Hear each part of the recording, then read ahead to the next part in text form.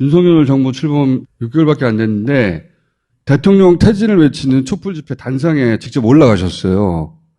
왜 그 단상에 직접 올라갔냐? 국가 전복 세력 이렇게 말씀하셨는데 변호사 시절에도 우리 총수랑 같이 국가 전복 세력으로 고발당한 적도 있습니다. 네. 네, 그랬었죠. 기억나시죠?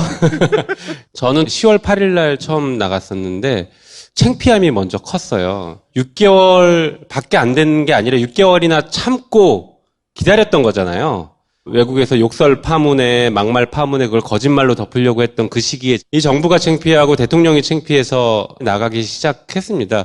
그런데 이번에 12구 참사 이후에는 내가 대한민국에서 지금 이 체제 하에 제대로 온전하게 살 수 있을까?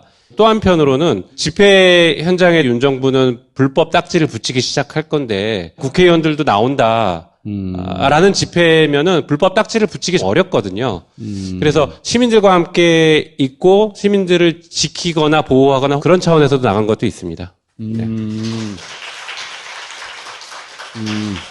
내가 보호막이 돼야 되겠다. 네. 그렇죠. 이번에 다 가자 한 것은 누가 제안한 겁니까? 구성했던 의원들 모임에서 토요일날 집회에 대해서 어떻게 할까? 같이 가면 참 좋겠다. 이런 정도의 합의가 됐고. 어떤 농소를 하고 있는지도 알려주세요. 네. 국정조사를 해라. 그리고 특검해라. 그리고 대현 참사 실적이라고 불리는 사람들에 대해서 한덕수 총리부터 시작해서 즉각 파면해라.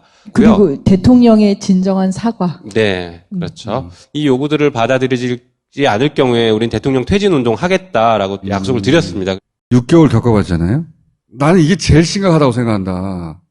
저는 사실 국회에서 윤석열 대통령의 8대 제약을 고발한다라고 이렇게 8대 제약? 네, 말씀을 한번 드린 적이 있습니다. 8대 제약. 가장 심각한 문제 그리고 근본적인 문제로 꼽아야 될 것이 검찰 독재화를 추구하고 있다라는 군사정권 시절에도 3권을 사실상 군이 다 장악했거든요. 윤석열 정부가 사실상 그렇게 가고 있습니다. 생뚱맞게 금감원장을 부장검사 출신을 앉혀놨단 말이에요. 정부 주요 곳곳에 검사 출신들 사법부에 대해서도 인사검증을 한동훈 장관이 하겠다라고 해서 실질적인 영향력을 미칠 수밖에 없습니다.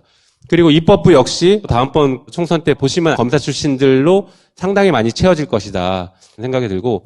그래서 검찰 혁명 한다는 얘기가 있어요. 자기들끼리 주장한다는 그 얘기가 나오고 있죠. 검찰 쿠데타지 그럼. 예.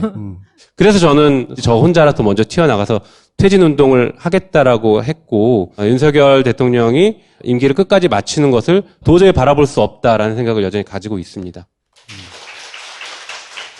변호사 출신으로서 전략을 조금 말씀드려보면. 전략이요? 전략 공개도 되는 거야? 아, 그래? 10%만 얘기해줘요, 그러면. 네. 끌어내리는 방법은 이제 탄핵이라고 할 것인데, 이것은 대통령이 헌법 또는 법률 위반 사유가 있어야 돼요.